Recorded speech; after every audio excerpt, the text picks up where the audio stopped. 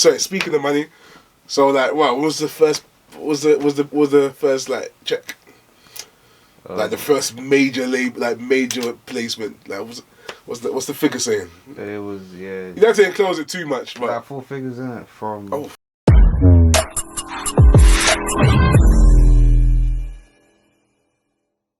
Alright, hi everyone, welcome to another episode of our Producer Link Up podcast. We are here in the room with V-Man Pro. Yo. And none other than legend Bkay. Yo. What's going on, brother? I'm there, man. Yeah. Still. How was the travel here, man? Long. Jeez. Long. God, man. Like, I can feel my calves, like, feel the pressure. Like, I hear that, bro. those calves. I had a ball session yesterday. Oh, yeah? Yeah, I was playing football still. Oh, shit. What was you play for? I don't play for a team. Oh, I just play like for fun to keep my cardio levels up. Yeah, man. I heard one of them brothers that are like a part-time, like do full-time producer, but on the side, man kicks ball semi-pro as well. Like. No, to be fair, no, I'll be real. Like, I've always like had love for football, like from my young age. Do you get it? Like, man played it to the point where I wanted it to be like a professional part of my life. Oh, swear. Obviously, you know what happens. Like, Injury. No, it wasn't even injury. Just like this, like football scout, like he flopped me basically. It happens, man. Flopped me differently, but it's life and that. So yeah, man. But I still got love for football regardless. So I'll be playing it like every week, at least a week. Man. You get me? Hey, what team you support, by the way? Arsenal. They even play. And that's tonight's show over. Thank you very much. Oh, no. We'll keep it there. BK, thanks for coming. We've been playing right now as well. Who did you support? Man United. But anyway, United. So it's not about football right now. Yeah, I'm United. My neighbours beat you the other day. Yeah, I heard that. Neighbours beat you the other The day. locals are your guys are around the corner. You know they might. No, but my neighbours beat you though. That's crazy. It doesn't matter. Don't worry, man. It's still early. It's still early. But anyway, it's not a football podcast. Don't worry, we'll talk off camera. Don't worry, bro. I still think your team is. Anyway. I can't comment. I'm not into football. So. Anyway, yeah, we're here. Surely you must support a team though. No. Team. Listen, I get into it. You know when there's the finals and the World Cups and everyone's in the pub having a few pints. I'm like, oh my god, he just missed the penalty. But I don't know what's going on. So why you're not defending the women? They played. No, Yeah, man. So that was a World Cup final. England. Yeah, for women. Man, I forgot about that. I thought I heard that came on at 10 a.m. in the No morning. one was at the pub. 10 a.m. I was like, what? I was asleep. So you lot of football fans, but you don't go to watch the women's. No, I respect the women. Like Jamaica were out there. That's what I'm saying. Yeah, they played good. They played alright, but Right. as I said, this is a producer podcast. Producer Link Up podcast. Alright, let's get into it. Okay, cool. Right, so let's start with a few of your credits. So you've worked and made some tracks with Central C, Crept and Kona, FK Twigs, Jordan Smith, Millions. How did you get into producing? Can't lie. From a young age, like I've always been listening to like all types of music. You get it? So from like rap to hip hop to I don't know, like blues, gospel music. You know, like even like francophone as well, because obviously man's African. You get it? What country from? Man's Congolese still. Okay. Oh, Out here. I'm not saying nice I'm out here. Congolese. Yeah. So like, and then indie music as well, like just all types of music. So from young, I've always been around those type of sounds. Yeah. So when I went into secondary school, like from like 11 years old, like I kind of knew what I wanted to do, but there was a certain sound that kind of caused me to, you know, divert into, you know, music production, and that was the Chicago drill.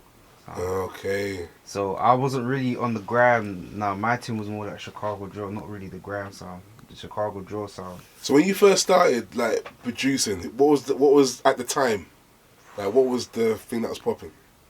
Like when you started, you got your first software. I'm guessing FL Studio. Like, Yeah. So like when you opened that up, what was popping? What was everyone on? Like what was playing? to be honest, so to be honest, it was the Chicago drill that I was listening to. So what are we saying, 2013? No. Yeah, like 2013? 13 or 14, them times, yeah. So I was listening to a lot of like Chief Keef, of G course. Herbo or Lil Herb, like those man basically, and obviously the American trap sound as well. You know, like, you know, Future, yeah. being like a pioneer that the new sound.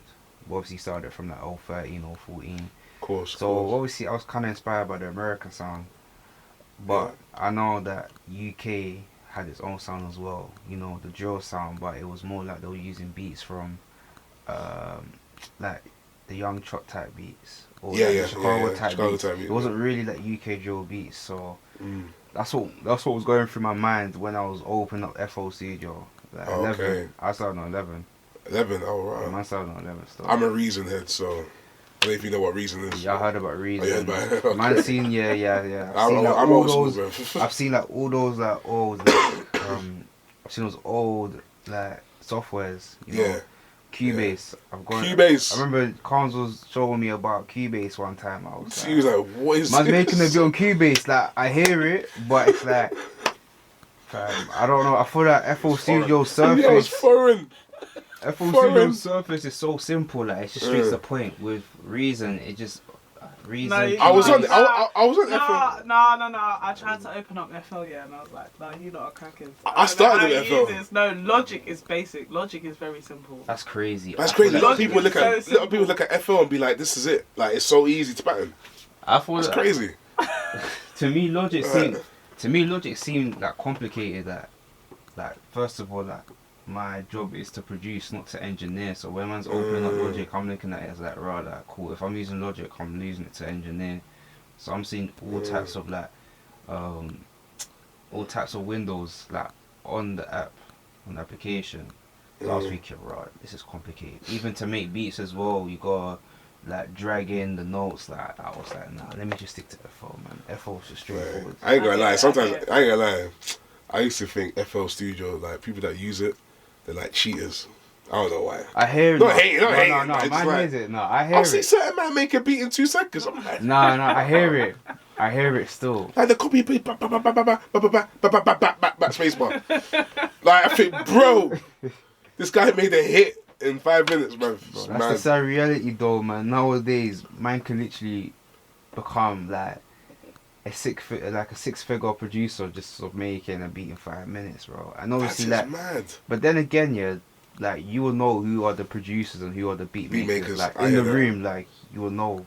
You get it? So that's why those kind of things there, like you shouldn't really look into it too tough, because everyone knows who's a producer, like who can really produce, and everyone knows. Do you engineer as well then? Yeah, of course. And then do you use FL to engineer? No, Logic, no. You use Logic. I've been using Logic to engineer. I feel like it's a lot more. I feel like the software is a lot more mature, innit? A lot more mature, and it's reasonable for that. And then do you sound mix selection. in Logic as well? Yeah. Mixing on Logic is probably like one of the best decisions that I've made. Like, So do you play any keys? Like play anything? I'm learning to play the keys. Okay. Right now. As we speak, I'm learning to play the keys. I Dope. bought myself a MIDI keyboard. I felt like there was something missing in my arsenal. You know.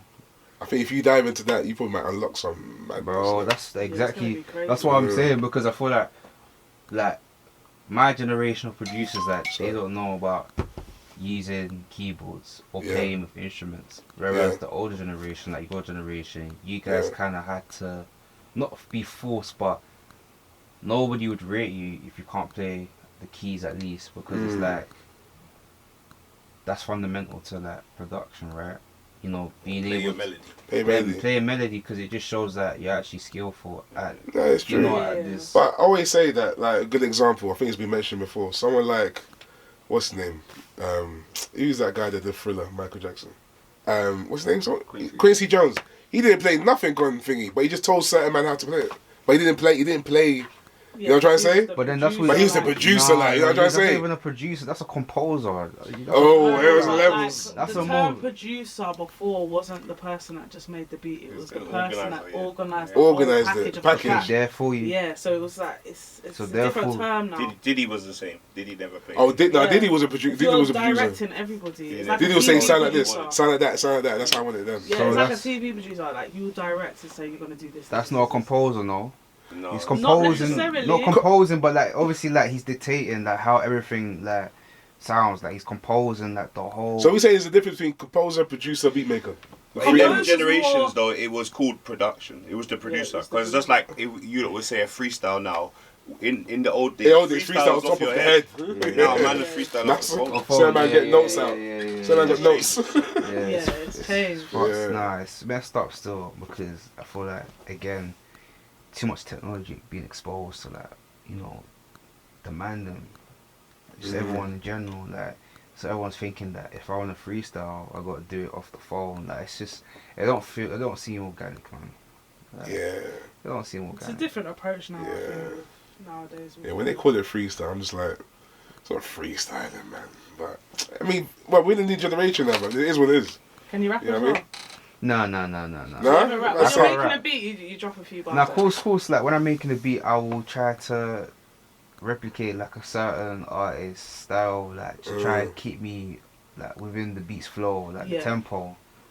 Like, everyone does it, like. Yeah, pretty so you sure come everyone- up with ideas or like Yeah. melodies and stuff. Yeah, so you got that producer mentality right there. Yeah. How you want So- to arrange stuff. With that as well, when you're in the studio with somebody, do you come up with ideas? Do you co-write with them, or do you come up with ideas, or say, "Oh, I think that you should do something like this, or change the flow here"? Yeah. If you've got an idea in your head. Yeah, definitely. Obviously, again, I'm a producer. Like, my job is to, you know, help the artist construct like a piece of work, and I'm not coming to the studio to waste my time. I'm coming here to Hear that? actually to produce like a record. So not only I'll make the beat, but I'll also like tell you like what you should do, the flow, like, you know, maybe like harmonies or whatever, like whether it's a singer or a rapper, like I'll just be there to construct the song, you know. So that's what all producers should do. Have you had any like conflict where like you're trying to get your production game on in terms of producing this record, but an artist is not really hearing you? No, definitely. I've had that so many Like, you know what I'm times. trying to say, No, yeah. definitely. I've had that so many times especially because, you know, in drill, like, you've got all type of producers. But I feel like with my beats, man, I feel like my beats are more of a vibe, man. So some artists, they're coming into the studio to talk mad crud.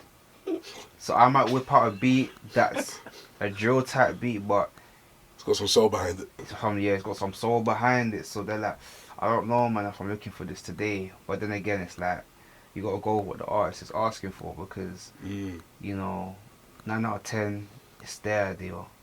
But that one out of 10, if they're open to like hear what you're trying to do, then go for it, man. Because you're both. I look at the studio as like a classroom, man. Like, we're working a project. You get it?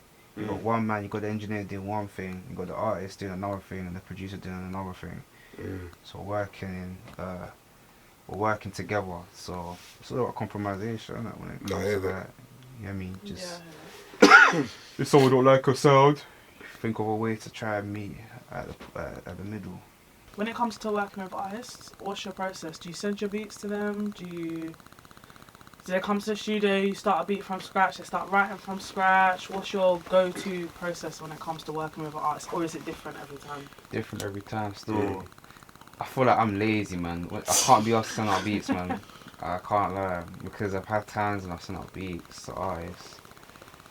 They don't get back to me whether they've used it or not, so it becomes like a chore, like. So I'm like, you know what, I'd rather just link you in the studio and I'll just play my music in front of you. If not, we could work with something new. But to be honest, that's not laziness, that's just getting tired of people. Like, people be asking me for beat packs like every day, but for me, it's like a chore, man. I'll be real. And now I have to like send it over via SendSpace or whatever it is. Or Like, files, I just prefer like when you come into the studio, like we're actually interacting, play the beat. You don't like it, we want the next beat. You like it, okay, cool, use it. Or we can just make something from scratch. It's just the emailing thing is just long, man. I can't lie. Having to do a WeTransfer. Oh, I never even downloaded a WeTransfer in a week. Then you gotta redo it Do again. it again, yeah, you got to do it again. It's just there. It's long, man. But it's long, man. It's long. So was that process? Was that pretty much the same thing with Central, or was that completely different?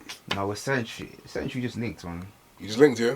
We linked, man. It was organic, so. Sick. Organic, Sick. so yeah, literally. So you got studio, told me to pulled up, and this is when he dropped Day in the Life. So literally, just before everything happened, I linked him now. played him a couple beats, was making something, but he said to me that we'll get back next time. We'll get back in the studio next time and actually make something from scratch. So we had another session. So this is after loading. And Oh wow. After loading, so obviously we've got back in the studio now, and then that's when we made Tension. Just literally put up a beat that I made from a camp in it. Boom, jumped on it now. He said, "Yeah, I'm gonna put this on my tape."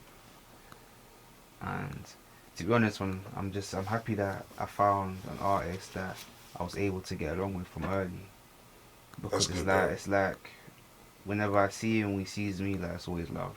You know what I'm trying to say? So yeah, that producer-artist relationship. I locked in from That's early. key. Yeah, I locked in from early because I already saw that. Like, Did you know he was about to be? I didn't think he was gonna be like a superstar. I thought that he was gonna be like a national Like just the icon. UK. UK, because what that you know with the UK, like most artists, they'll make it in the UK, but they can't see behind the bigger picture that you can actually go to Europe and take over. You can go to America, bro. Yeah, but that's our issue though. We want too much validation from the Americans first. We gotta. Do you know what it is? Because we've always been number 2. But Yeah. right now, I think we're becoming number 1, mate. Yeah, like, I think right now, America's listening to us more than anything. of course, because America, the hip hop scene there is dying, bro. So it's It like is dying. it's forcing them to change routes. Mm. Listen to us or listen to Afrobeats now.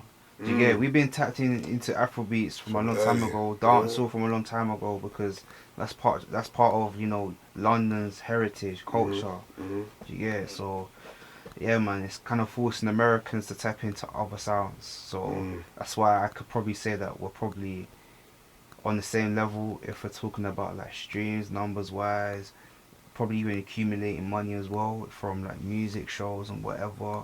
Well, he's 10 weeks now, isn't he? Do you get it? Central, So it's like, yeah, man, I just feel like once we start trying to seek validation from the Americans first, we can actually build our nation to be like a force, man. Yeah, I think we're reaching that point. Yeah, that's what we need. We need a force, man, in the UK, man. There's so much talent, but the community is so like divided, man. That's our problem. Too divided. Do you feel like now that you've worked? Sorry, with can I get a certain cranberry juice, by artists- the way? Are you liking it, yeah? Come on. Yeah, but obviously you told me you don't want it near. I know that mix. That mix, man. I'd rather it on the ground. Just put it down beside you or something. Just not put it on there. There's the dangerous song. Yeah. Yeah, but like, if you put it down beside you or something, it's Sweet though. That mix is more than so much more. What's cranberry made of? cranberries. Cranberry. Cranberries, yeah, because you know these type of drinks to be putting in is artificial. That goes Sweet straight squash cranberry, mate. Alright, cool. Just making Well, I sure. hope so anyway. Nah. Yeah, that's some concentrate one she bought. Okay. Excuse me, Smith. There's a lot of shade being thrown over here. No, I'm joking. But it is. Keep going for the camera run on us. Alright, cool. Do you feel like now that you've worked with certain artists, it's easier to get more placements now that you've had bigger placements? 100%, 100,000,000%, man. So a lot of artists slide into your DMs like, hey, do you wanna work on 100,000,000%. something? That I can help an artist, and because they know who I am, the works I've done, and just like me being like known from early, it just puts you on a pedestal that, yeah, my name's Bkay. I trust him because look at the songs he's done already in the past. So yeah, man, for me it's easier.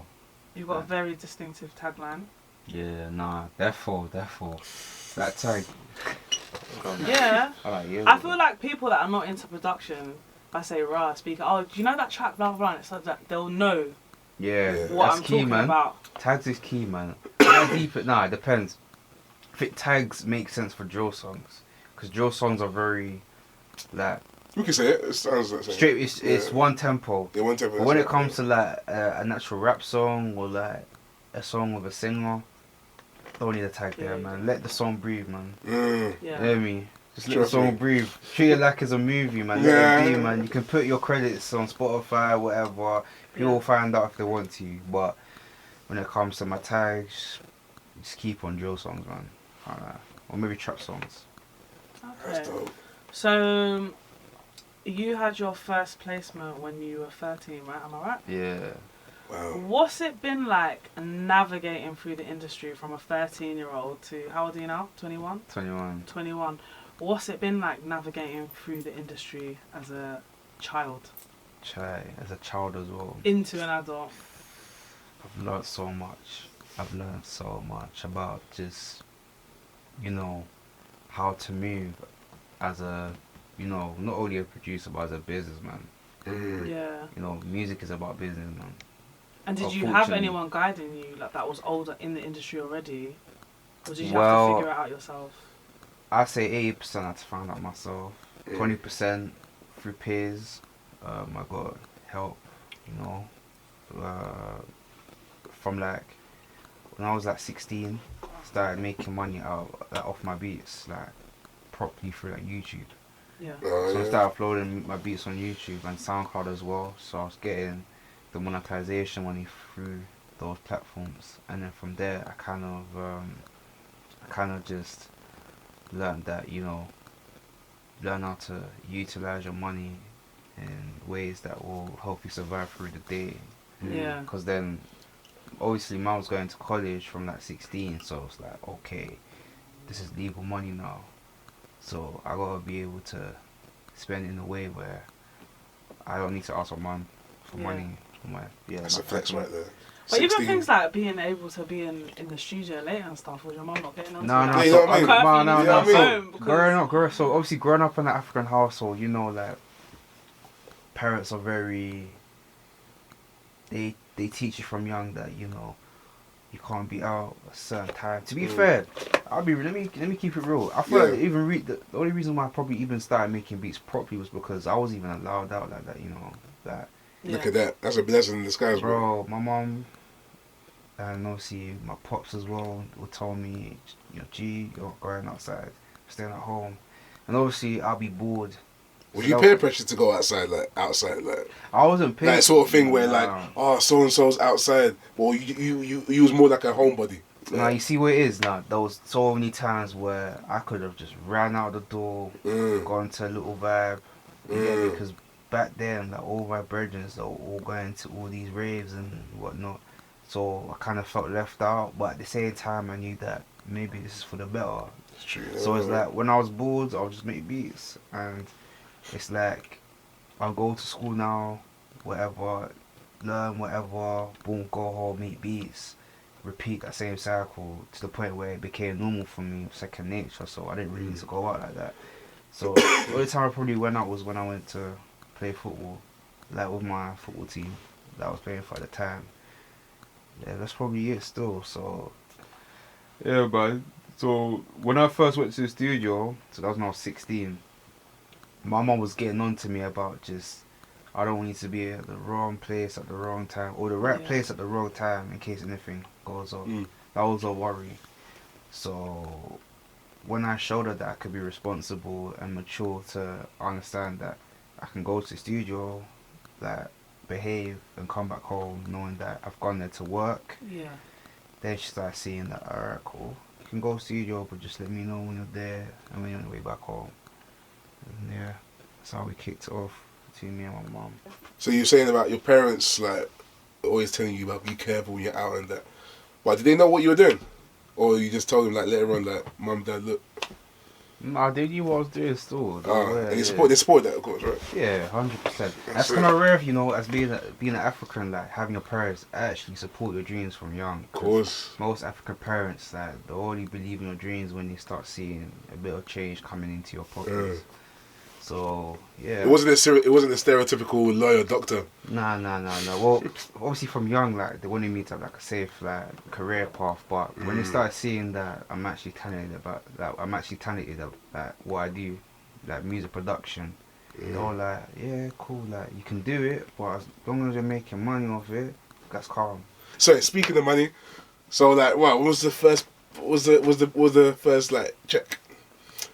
Like the first major major placement, like what's the figure saying? It was You don't have to enclose it too much, but like 4 figures in it from Preps and Corner and the iSpy track. Yeah, the payment, that 4 figures. Oh, that was you in it. Yeah. Bro, what you did on that bass line, yeah, the 808. Well, you think that's mad?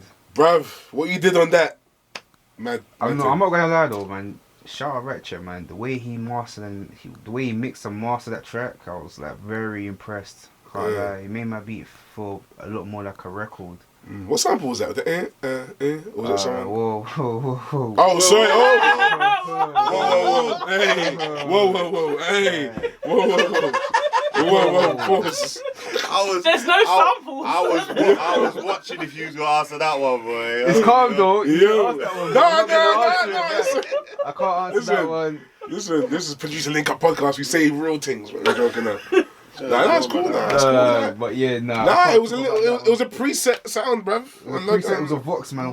Yeah, Vox, man. Vox from one of the drum kits. I forgot. Drum kits, BWB drum That's kits. it. Yeah, That's what you need to know. Them ones there. So, man, just use that one, chopped it up. Use fruity. That's it, free slicer. Come on. To be fair, aren't there rules though? Like if you've chopped up something so many times, you can use it royalty free, no?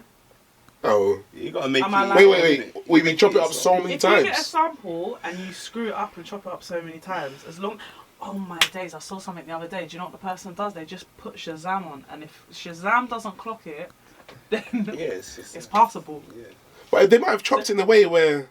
But I thought there was an actual rule that if you chopped it so many times and it's not... You can't understand what it is, then you can do what you want. Yeah, but that's called recreating. That's all. So That's crazy. But yeah, that tune was dope, bro. I appreciate it. That tune was dope. I had to play it along because the way he had that 808 sliding, bro, I was like, shit, this guy is doing his thing, bro. That made me want to go on FL Studio, but I opened it and I closed it back down. I was like, let me go back and reason, bro. FL has got a way of 808's gliding. Yeah, the gliding was mad, you know. Make your bass glide like how FL glides. No, the way FL, the way it manipulates the sound, it makes it sound like crazy. Sometimes I can tell if someone's made a beat with FL. Yeah, I feel like FL was like my generation, it's our generation. That's what our generation of like just making it out for you guys was probably Reason, Cubase. Yeah, I mean, maybe even who was about with FL Studio 4? Oh damn, yeah. So you lot saw, I have 140 BPM, you know, on grime beats and that. Okay, you guys are more on the grime thing. Like that's humans' era. Yeah, I was never into grime. I don't even right now. I don't like grime. I see one of our producers behind the camera just shaking his head. He's like, he doesn't like grime. I don't like grime. I like grime. Like, I hear the flows and that, but just the beats. I just think if you was there at the time when grime was like, see, Channel U means a lot to us. I don't even know what Channel U is, do you? Bro, come on! I know about Channel U. Oh, okay, I'm just double checking. Man knows about all the rappers and all the songs and that. That meant a lot, and grime beats with like on our phones and going around in a circle, going back to back. It was a moment. It was a moment. I heard it's so like hypocritical for me to say that because drill is basically a descendant of like grime. We were just discussing that. But then again, it's like I listen to drill from a Chicago perspective, so that's probably why I see it differently. Well, you saying the Chicago thing right now? It's completely different from the UK. It's in terms of when I think of US drill and like the pioneers like Chief Keef, doesn't sound like I Spy. You know what I'm trying to say? No, they don't. But what I'm saying is that the sound that they will use, so the sound that they was using, those like there's a producer there called DJL. Boom, he's the reason why UK drill has this bounce, like the triplet like step, like the 1-2 triplet step. Yeah. So, you know about Quiet Pack, get me? Quiet Pack. You know about him? Yeah. Oh. Quiet Pack, he's basically the reason why UK drill is even a sound today. So big him up. But he got the sound from DJL and just flipped it and just made it into a UK sound. And then from there everyone started running with it. That's dope. And that's how UK drill kind of evolved into like a big sound today. Or even a global sound today. So it's like the way I'm looking at it, I'm looking at it from a Chicago perspective. Not from a grime perspective, but I do understand that there's loads of sounds in drill that was taken from grime and garage. Yeah. Or garage, whatever you want to call it. Yeah. From garage, yeah. So it's like, no disrespect, but Man don't listen to grime and that. Like, I hear that. I hear that. On my playlist, but I do respect the genre, what it's done for the culture, and how it's created a community for a lot of man. Because there's a lot of man today that are still relevant in the game. It's true. Like I feel like there will always be man that will be relevant from your generation than in my generation. That's what I believe. Because I feel like when you man were making music, like there was substance. Like I don't want to put into words, but like do you feel like that you man were making music? We made a lot more sense. We made more sense than this generation. Is that what you're trying to say? I feel like you had less to work with, so I feel like when your man came up on top, it's like I can respect that. But today we got everything. We got you got this bloody iPhones. We got the phones. We got the platforms. TikTok, Snapchat, YouTube, whatever. Back then, you man's thing was MySpace. Oh. Like this is what I'm saying. Tom was my friend. This is what I'm saying. You guys had less to work with, and you managed to actually come up with classics that you could play in a club today, and people remember it. So I say in this generation, maybe Stormzy revived it. Am I wrong in saying that? We've got a couple man that revived. I'm not gonna just say solely. No, Stormzy. But obviously on a mainstream scale, we could say Stormzy like did play a part to it. Yeah, like that Find the Park freestyle was a beat that was made back in our time. Like when we 06 or something. Yeah. 06 or something like that. But it just goes to show that you man still got a community. Do you get it? Like the grime community is still huge. Like it's mad still. So I feel like grime will never lose its value. Like always be there. But I'm just not a fan of the sound. That's it. No, I hear that. Yeah, I hear that. So what do you think? Oh, sorry. I was just gonna. Sorry. I was gonna say, so going back to like old school sounds, talking about grime and garage and stuff. So a lot of the music that you've made has a garage influence, and you make more alternative type of drill beats. Yeah. What's your process behind that, or your influence behind that? Do you listen to a lot of garage? To be fair, man, just growing up, like.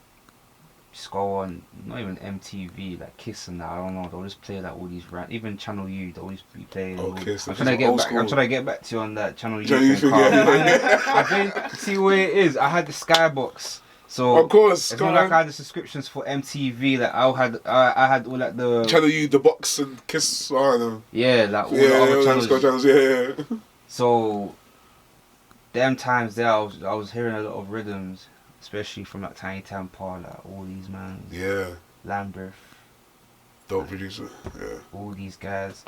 So, to be fair, like I've always liked the sound. I feel like what I wanted to do with drill is make it a sound where you can manipulate it into different ways. And I felt like drill has potential. Always had the potential to be a vibe. And I always wanted my beats to be a vibe. I want my beats to be like beats that you can actually like sit down and listen to as an instrumental. 100%. You know, you don't even need to rap on it. You can just let it be. Be a beat, be something. Yeah, because that's how the beats were like back in the days, though. Like, so what you know? Yeah. You get some beats you just didn't need to rap on. You can just listen. Like there's some dance records that has no vocal in it, but it's just a straight up thing. So I mean, we were having a conversation before about is drill dead? Oh yeah, that's what I'm saying. Conversation, I was just gonna say, like, how long has Joe got left? Nah, Joe's done still. Yeah, you've heard it here first. You've heard it here. But I've been saying that though. Like ever since the labels took control of the sound, that's when I knew that they're gonna manipulate it again. I keep using that word manipulation, but they've actually taken the sound, they've actually made it into like sounds where you can make it into like a lullaby. Like it's mad. It's mad, isn't it? And it's like that's not the drill that I grew up on. I grew up with 6-7 Harlem Spartans, 6-7. I mean 410. Just like drill before 2019. That's what I grew up on. Literally, that's crazy. And now Joe's reached his threshold. And obviously Pop Smoke as well. He was about to take that sound to a whole different level. And then obviously, he was. And I respected Pop Smoke in terms of you still had the UK influence for some of his tracks. He was always showing love to like our nation because we was like the first nation to embrace him. Before like New York did. So it's like. Sad, man. So it's like Yeah, man, Joe's been done, man, and it's gonna. I don't know if it's gonna come back with another sound, but it's kind of hard to say that now when all the best drill rappers are in jail, or they passed away. Damn. So it's hard, man. Like, damn. And it's like you can't even upload a song talking how you want to talk without it getting taken down. That's the issue now. So are you making less drill now? Yeah. Making less drill beats, man. I'm starting to focus more on just. I'm trying to focus more on just the hip hop side, like That's rap dope. beats, R&B, just make just make music for the soul, you know, the mind, the heart. That's it. You get it, man. Just wanna grow as a producer, man. Yeah. You know, drill wasn't what I wanted to do forever. Like I'm growing up, I'm obviously gonna find it less sonically pleasing to my ears. So yeah, how do you negotiate deals when it comes to this? Someone wants your service. So imagine me, artist, you're Bkay. Man wants a beat. Are we talking about beats or are we talking about the actual deal? Oh, okay, that's a good question. Let's say the deal. How do you run deals? Like, for you. So I signed my publishing deal in 2020, and the way I went about it is that I had an offer from one label, but I wasn't really feeling the terms and conditions and the offer at the time. Advanced. I felt like I was being served as a slave. Oof. So man said, you know what, we don't need to sign off right now, we'll just keep working until I feel like something is appropriate for my use. So got another offer, and the offer was better, but obviously I said nah, I want to bump up the price.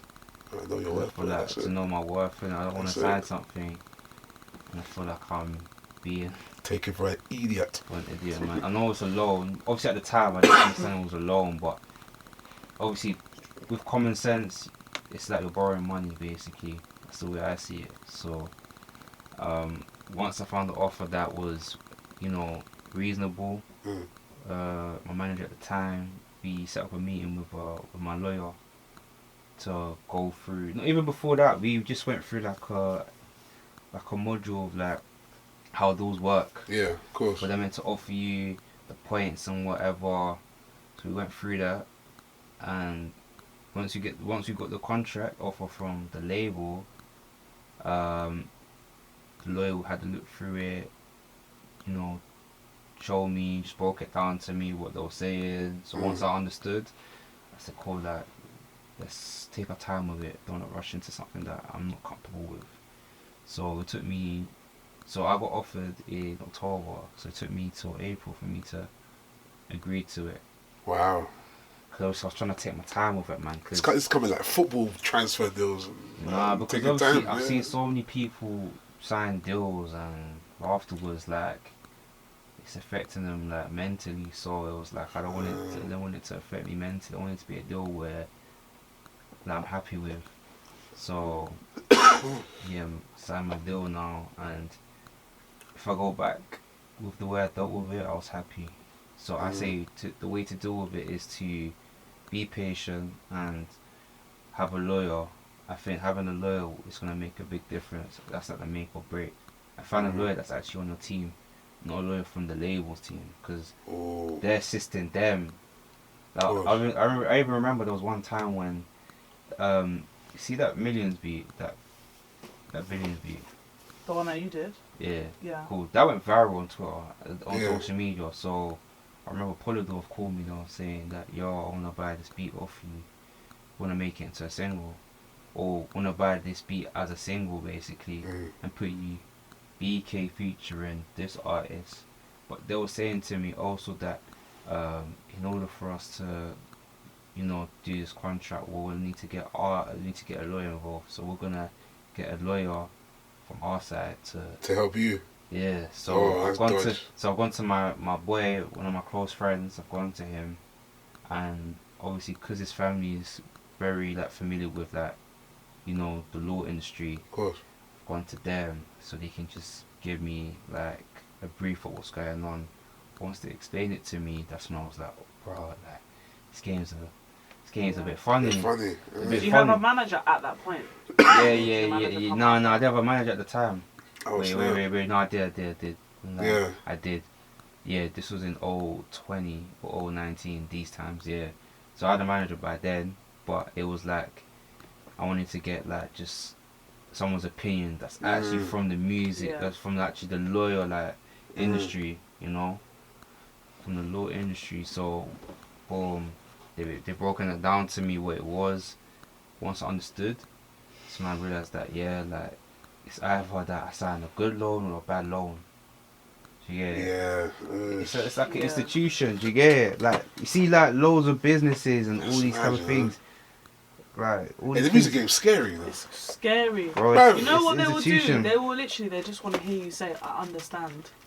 Yeah. Understand? Yeah.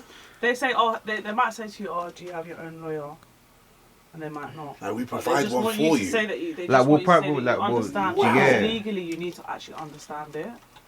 But if they've got a lawyer telling you whatever they're going to tell it to you in a certain way that they want, because they want you. Like they'll talk in their lawyer way that you won't be able to understand. But only a lawyer could understand. Yeah. So it's like, bro, like the music game, like that's why a lot of men go independent, because it's like if we can make money from us doing our own music, of course, with our own money, then we don't need no label to like be distributing things for us. So that's scary, man. That's why even labels that you can trust as well, that are not trying to rip you off. I feel like all the labels are trying to rip people off. Like think of it like this, is how labels work, yeah. They see an artist that's popping, or okay, the game nowadays. It's popularity, isn't it? And not even popularity, but if you look like somebody that's marketable, like TikTok or Instagram, and you see what it is, man. Like I wish labels would do more artist development, you know, certain artists, but that's not the case. They'll get an artist who's made one hit or that one sound that's trending on TikTok or whatever. It's crazy. It might not be an artist. And they sign them to like a 3 single deal, and they're expected to hit that target each time they release. And if they can't reach it, then they're stuck in that deal until the label gets back what they've given to them. And it's like, it's just sad that a lot of talented people have been broken.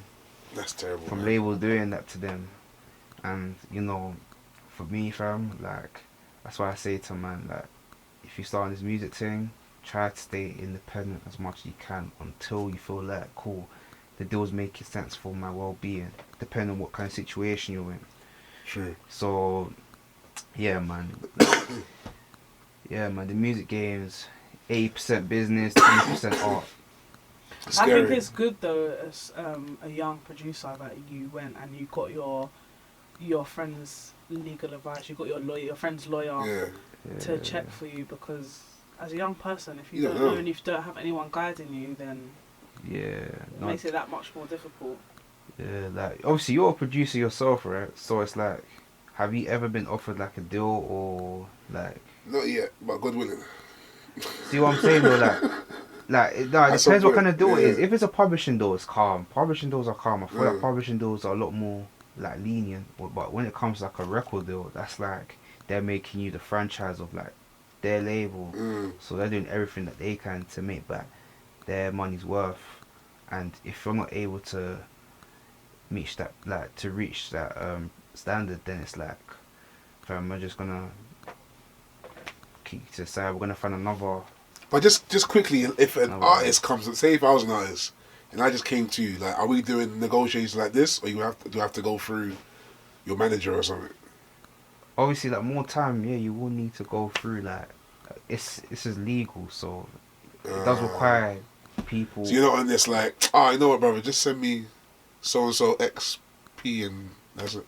Yeah. No, it's not that. No. Yeah, no, it happens. It happens, man. Like it just depends like what kind of person that you have beside you that's dealing with that situation. And even when it comes to like if man's gonna like purchase beats from you, like depending if they're with a label or they're independent, always ask this lease or exclusive rights, and then talk about the points, publishing for purists, royalties, Then once you're happy with it, I'll make an invoice so that everything's documented. Of course, everything's Which is legal. Yeah, bro, because music. That's scary, man. Bro, music is mad, bro. Music is a mad world. Like, there's been some talented artists that I've told them that, you know, In the market. I want to work with you, but they're like, I don't even want to release music like that because I don't want labels to be chasing me down, trying to get me to sign a deal. Because I've seen how it's gone for a lot of artists or a lot of people around me. They sign like a deal. Boom. And it's not even like they were trying to make music. It was just for fun. And then all of a sudden, they're now a meme. And it's like, bro, all because a label wanted me to be an artist. But then I feel like if that's the case, I feel like more, not even labels, but probably like A&Rs, I feel like they should do the art development. Like, sometimes they ain't got time for that. They want quick things, man. I hear it. Obviously, It's sad. It's sad. No, I'm with you, man. But it's like, it's sad, man. Obviously for the label to accumulate money and to keep their status up to a standard, but at the same time, like, loads of artists nowadays are not even hitting like the charts, man. Like that 2-3 years ago, like everyone was getting like top 10s, top 20s comfortably. Now nobody's really getting that. There's no competition in this country like that. I think it's the art form or the consumers, like the people that may really listen like that, or there's. I feel like it goes two ways. So you've got the consumers, yeah. Like, we're the consumers. Like, everyone here, we're consuming the music. The music that we're consuming, to me, it's very like fast food music. Yep. So the music comes out, cool. The music might sound hard for like a week, but once the marketing stops, everyone forgets about it. Next one. And that comes in. Now we go to the art point now. So now the artists, the art that they're making, it's sonically pleasing, not as much as it used to be. Nah, but you still have to sync it. Anyway, okay, cool. Right, okay, so what can we expect from you? What are you working on? Anything to look out? Any releases coming up? I got signed for drill listeners. Got the last dance, and then once I do that tape, I feel like I'm gonna go try to navigate into a different world, man. Is it a beat tape? Nah, like actual tape and it for artists, but I'm not gonna get into it. But we're working on something. You get it? So got signed for my drill listeners. Even though drill's kind of dumb, but the Authenticity isn't dead. It's not quite dead. It's not dead. Authenticity's not dead. Like the whole the whole sound it's reached its threshold, isn't it? You get it? That's what I'm gonna say. It's hit its peak. But I still got something. I got something there. And yeah, man. Again, I'm gonna start trying. Do vlogs. Probably just cook up sessions. Sick. Show people that what I get into all the time. Sick. I feel like it's important that people, especially upcoming producers as well, they're able to see that not only that I'm a normal person, but also that I also have 24 hours that I'll be doing loads of things as well, and so I feel like sometimes it's good for other producers to see what's going on kind of thing. So yeah, man. Dope. Okay, cool. Dope. Hey, bruv, thanks for coming, man. Yeah, thanks a Appreciate lot. Appreciate you, man. I've heard